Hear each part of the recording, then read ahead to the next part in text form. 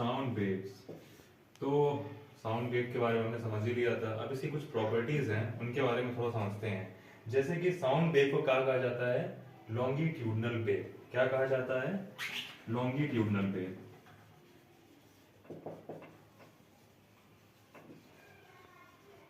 अब longitudinal wave का मतलब क्या होता है? वेव लॉन्गिट्यूडनल है, इसका मतलब क्या है?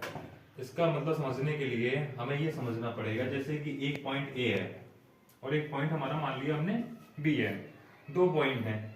साउंड हमने यहां से भेजा तो साउंड यहां से यहां जाएगा, यानी साउंड का प्रोपोगेशन किस डायरेक्शन में है? ए से बी के डायरेक्शन में है। दैट इज द प्रोपोगेशन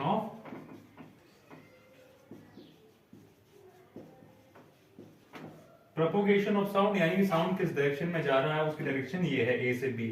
अब हम बात करते हैं कि इसमें जो पार्टिकल, जैसे कि हमने पता किया था कि भाई जो बीच बीच में जो पार्टिकल्स होते हैं वो क्या करते हैं? वाइब्रेशन को ट्रांसफर करते हैं। तो जब वाइब्रेशन को ट्रांसफर करते हैं तो उनका मूवमेंट कैसा होता है? जैसे मान लो कि ये इस तरीके के हैं ये, ठीक। अब ये वाला इसको अगर ट्रांसफर करेगा मूव, तो कैसे करेगा? ये इस तरीके से हिलेगा, फिर ये हिलना इसका इसको पहुंचेगा। तो ध्यान से देखें तो हमारे जो प्रोपोगेशन में जो पार्टिकल्स हैं वो किस तरीके से मूवमेंट कर रहे हैं? Back and fourth, back and fourth, आगे पीछे आगे पीछे आगे पीछे, इस तरीके से कर रहे हैं।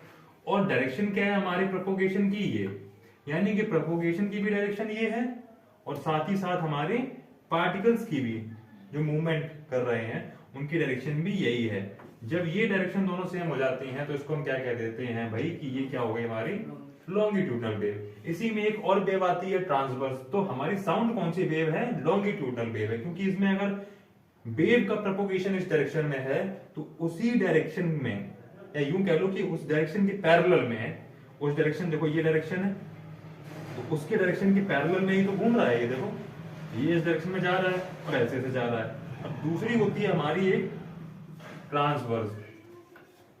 ट्रांसवर्स वेव में क्या होता है कि अगर प्रोपोगेशन इस डायरेक्शन में है तो पार्टिकल्स का मूवमेंट कैसा होता है?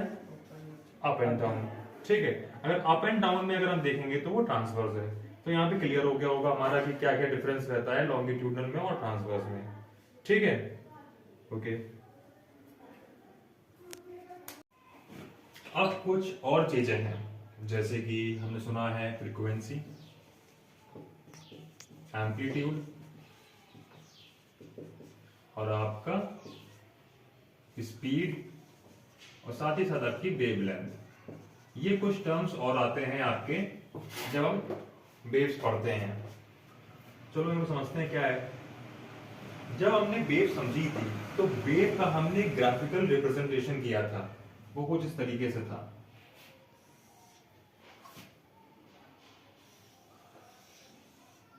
ठीक है, ये ग्राफिकल रिप्रेजेंटेशन था हमारा वेव का।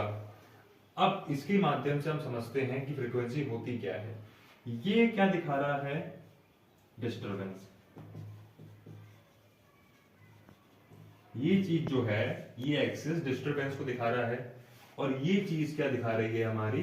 ये टाइम को दिखा रही है, ठीक है। डिस्टरबेंस कितना हुआ और कितने टाइम तक हुआ, ये इस तरीके का फिगर दिख रहा है।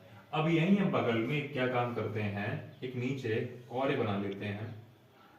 हम मान लेते हैं कि ये टाइम जो है हमारा 5 सेकेंड है, ठीक है, 5 सेकेंड है। अब हम एक और फिगर बना रहे हैं, इसमें हम क्या करते हैं,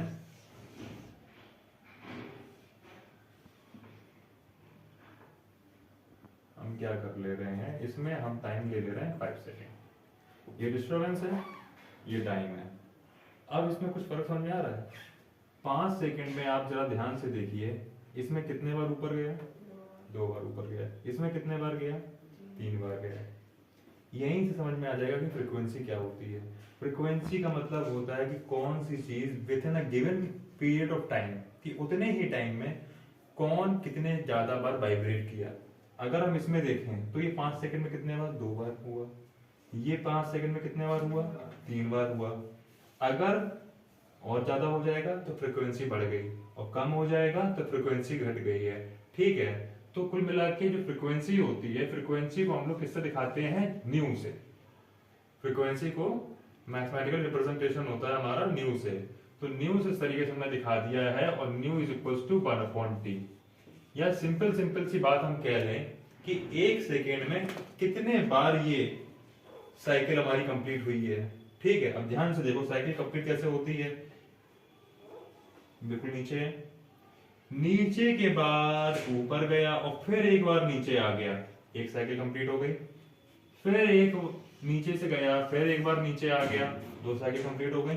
तो इसकी फ्रीक्वेंसी 2, बट टाइम क्या हमारा हो गया इसमें 5। ठीक है, लेकिन हमें फ्रीक्वेंसी किसमें बात करनी होती है कि 1 सेकेंड में कितने बार ये साइकिल कंप्लीट हो रही है। ठीक है, अगर हम यहाँ पर इसको 1 ले लें, 1 सेकेंड, तो हम बता देंगे कि इसकी फ्रीक्वेंसी कितनी हो गई 2। अगर यहाँ पर भी 1 सेकेंड ले लें तो एक बार, तो उस तरीके से हम देख सकते हैं करीब करीब 3 हमारी हो रही है। ठीक है, तो इस तरीके से हमें देखना होता है कि कितनी नंबर ऑफ साइकिल। तो साइकिल कंप्लीट कैसे होती है, या तो आप ऊपर से देख लो, अगर या तो फिगर कोई ऐसा होगा, या तो ऊपर से स्टार्ट होगा, तो ऊपर से फिर एक बार नीचे आकर फिर दोबारा ऊपर जब जाएगा तब एक साइकिल कंप्लीट होती है। ठीक है, यहां से हमने समझ लिया फ्रीक्वेंसी। अब यही हम समझते हैं एक चीज और, एम्पलीट्यूड। अच्छा, फ्रीक्वेंसी तो रियल लाइफ में समझ में आ गया होगा कि कैसे हम लोग, जैसे कि मान लीजिए कि एक ड्रम है, उसको हम बजा रहे हैं, तो हमने जैसे उसको एक बार ऐसे बीट किया और उतने टाइम में हमने इतने बार बीट कर दिया, तो आप समझ गए होंगे फ्रीक्वेंसी बाद वाले में जाता है। तो हम कितनी बार वाइब्रेशन करते हैं उतने ही टाइम में फ्रीक्वेंसी उसकी ज्यादा हो जाती है। ठीक, आगे बढ़ते हैं, एम्पलीट्यूड की बात करते हैं। अब एम्पलीट्यूड क्या होता है, एम्पलीट्यूड होता है कि आप ये तो मीन हो गया, आपका बेस है, इस बेस से कितना डिस्टरबेंस हो रहा है। डिस्टरबेंस जितना ऊंचा होगा उतना ज्यादा एम्पलीट्यूड। अब देख लीजिए इसमें डिस्टरबेंस ये है, अगर मैं मान लूं कि एक और यहां पर बना दूं जिसमें इस तरीके से, अब ये बेस से कितना हो गया, यहां तक पहुंच गया, तो इसका डिस्टरबेंस ज्यादा हो गया, तो इसका एम्पलीट्यूड ज्यादा हो गया। रियल लाइफ में इसको कैसे फील करेंगे, रियल लाइफ में फील ऐसे करेंगे जैसे मान लीजिए मैंने हल्के से मारा और वही मैं जोर से मारूं, तो हल्के से मारा है तो वो नीचे वाला हो गया, कम मतलब कि लाउडनेस। समझ पा रहे हैं, रियल लाइफ में एम्पलीट्यूड का मतलब होता है लाउडनेस, आप कितना लाउड कर रहे हैं।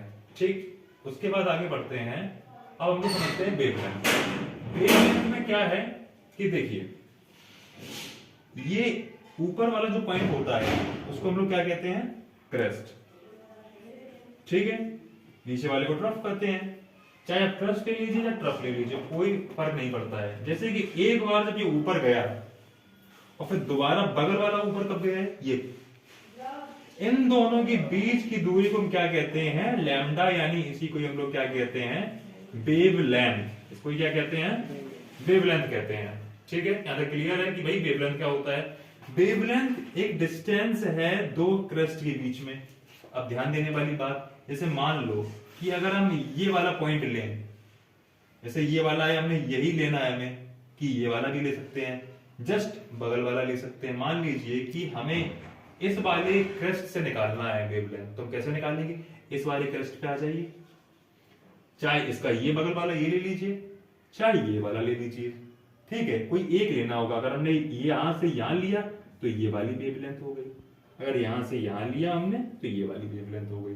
ठीक है, बगल वाला हमें क्रेस्ट लेना है, चाहे तो आप ट्रफ ले सकते हैं। इस ट्रफ के बीच में और इस ट्रफ के बीच में जितनी दूरी होगी वो भी वेवलेंथ है, चाहे ऊपर से ले लीजिए चाहे नीचे से ले लीजिए, कोई फर्क नहीं पड़ता उसमें। ठीक है, अब यही हम समझ लेते हैं कि स्पीड क्या होता है।